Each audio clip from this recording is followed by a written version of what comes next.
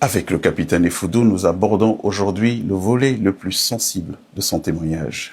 Nous allons évoquer avec le capitaine Effoudou des femmes, des jeunes filles, des accusations très graves ciblant des personnalités de la République.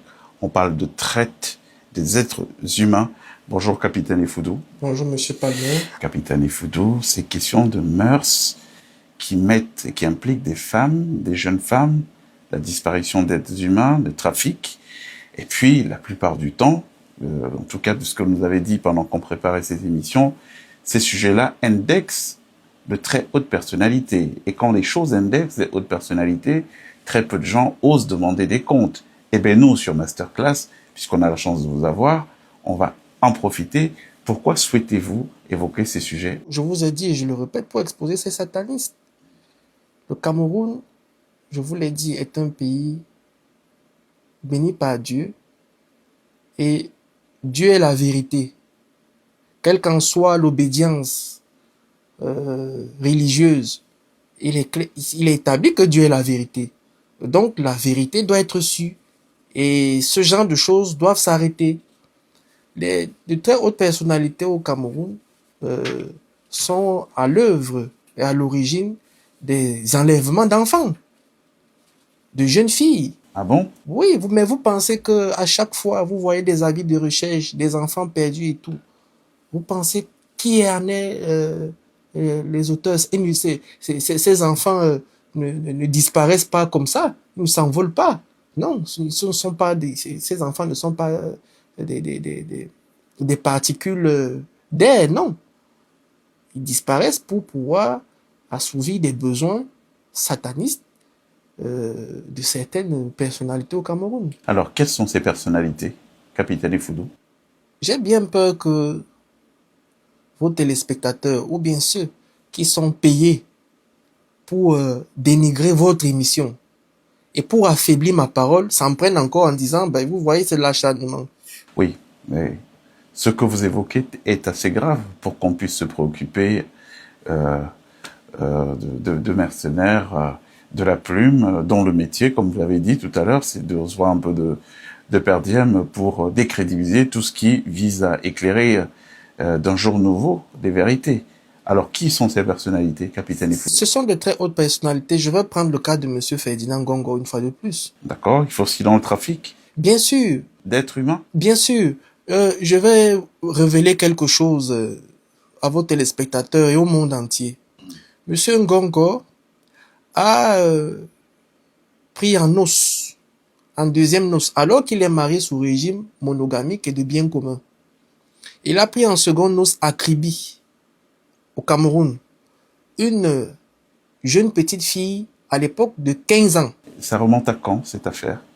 Ça remonte à 2021. Donc, si elle avait 15 ans en 2021, elle a à peu près 21 ans cette année, ou 20 ans, entre 20 et 21 ans. Donc, en 2021... Il a pris une jeune petite fille prénommée Pamela. Je vais pas donner son nom complet. Pour la préserver. Ouais, il s'appelle Pamela et elle est originaire de la région du centre et du département de la Leki. Et donc, cette petite fille a été prise en noce par monsieur Ngongo avec qui elle a eu 2 petites filles. Donc, à 15 ans, elle entretenait un rapport, une relation amoureuse avec Ferdinand Ngongo qui décide de l'épouser en 2021 à Kribi. Oui. Et il faut dire que cette petite fille, cette jeune petite fille, est séquestrée. Mais ils étaient en relation amoureuse? Non, elle est séquestrée par monsieur Ngongo. Alors, expliquez-nous, qu'est-ce qui se passe concrètement? Donc, après leur mariage, puisque vous parlez... Juste après le mariage, il a confisqué les actes de mariage. Ensuite, elle est séquestrée à Yaoundé, où elle est battue, elle est fréquemment battue par monsieur Ngongo pour peu qu'elle ne soit pas maquillée. C'est-à-dire quoi? C'est-à-dire qu'elle est dans une maison? Oui, où elle ne sort pas? Oui, elle est tenue en laisse comme un animal. Et c'est où? C'est dans quel quartier? Au quartier Bastos à Yaoundé. Donc, elle occuperait une maison au quartier Bastos? Elle occupe. occupe? Elle occupe, pas qu'elle occuperait, parce que si vous dites occuperait, c'est que je ne suis pas sûr de ce que je dis, elle occupe. Elle est vivante. Alors, cette jeune fille se fait frapper, même pendant ses maternités, se fait frapper par monsieur Ngongo. Il est violent? Ferdinand Ngongo? Oui. Et pourquoi il la frappe? Comment est-ce que vous pouvez me poser la question comment il la frappe? Il ne devrait pas la frapper, c'est pas normal. Comment frapper, c'est pas normal. Donc elle a eu 2 enfants. Effectivement, 2 filles. Et le comble, c'est que Monsieur Ngongo a fait une véritable razzia dans la famille de cette jeune fille. C'est-à-dire? C'est-à-dire que il a abusé de la maman de cette jeune fille. Il a eu des rapports avec la maman de cette fille. Il a eu des rapports avec la femme de ménage qui travaille dans cette maison.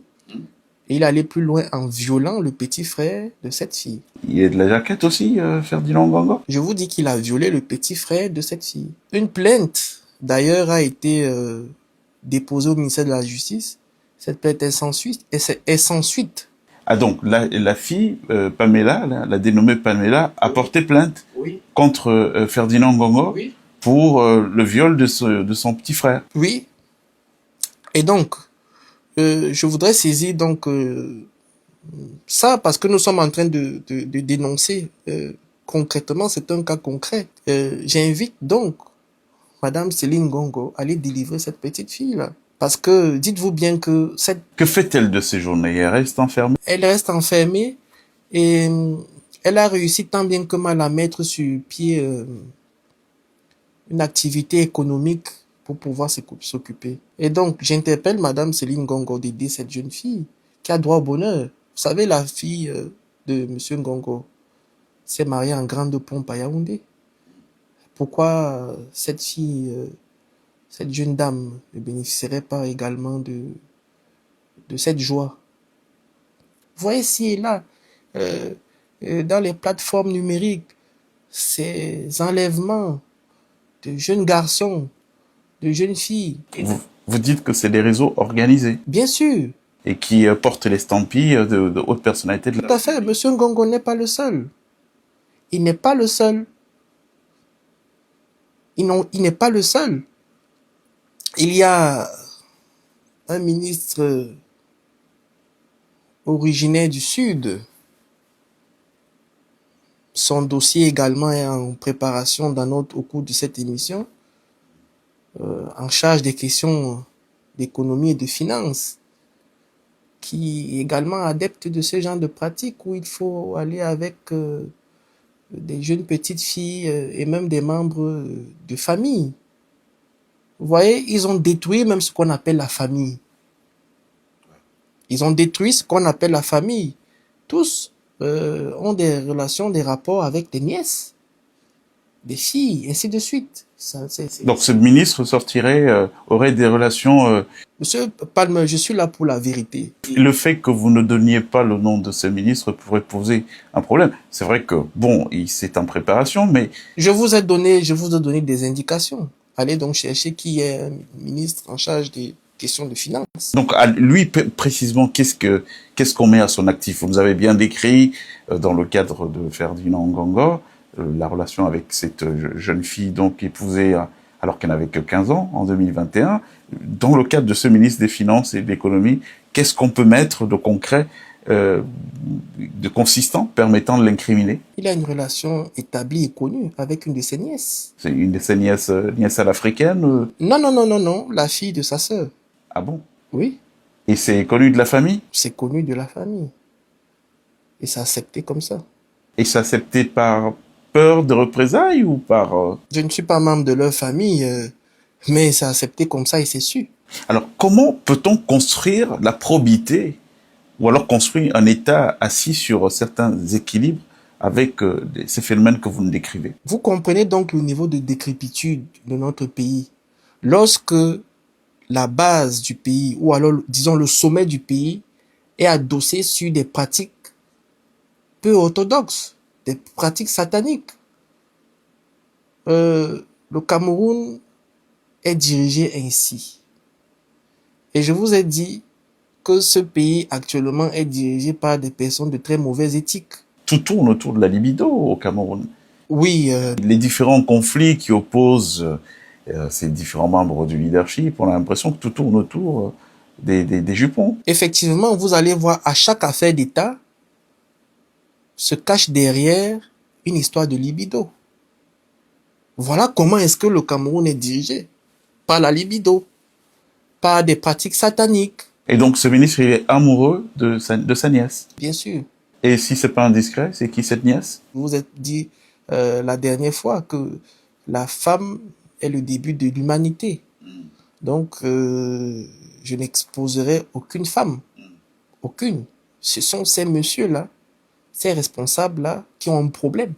C'est pas les femmes. Capitaine Effoudou, est-ce qu'il existe des plaintes, des signalements? Vous avez parlé tout à l'heure du cas de la Pamela, qui se serait ouvert aux autorités de la justice sans suite, hein, sans que l'affaire ne soit prise en compte. Est-ce qu'à votre connaissance, vous étiez aux côtés du chef de l'État? Est-ce que vous avez, dans les différentes notes de renseignement vous parvenant, est-ce que vous avez eu à suivre des affaires comme ça? Bien sûr, je me rappelle également le cas d'une enseignante d'université qui a vu sa carrière prendre un coup pour à cause du harcèlement sexuel. Et ça implique une personnalité? Si, ça impliquait un ancien recteur d'université qui faisait des avances à cette dame et qui, après le refus, s'est vue complètement détruite.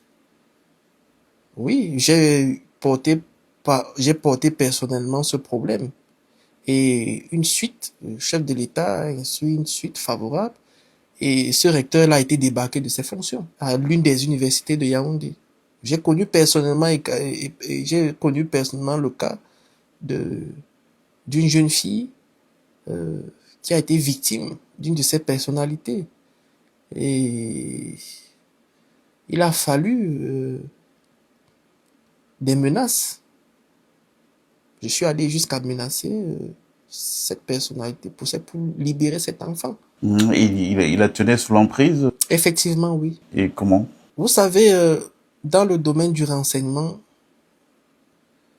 on utilise parfois des connaissances acquises pour pouvoir résoudre d'autres problèmes.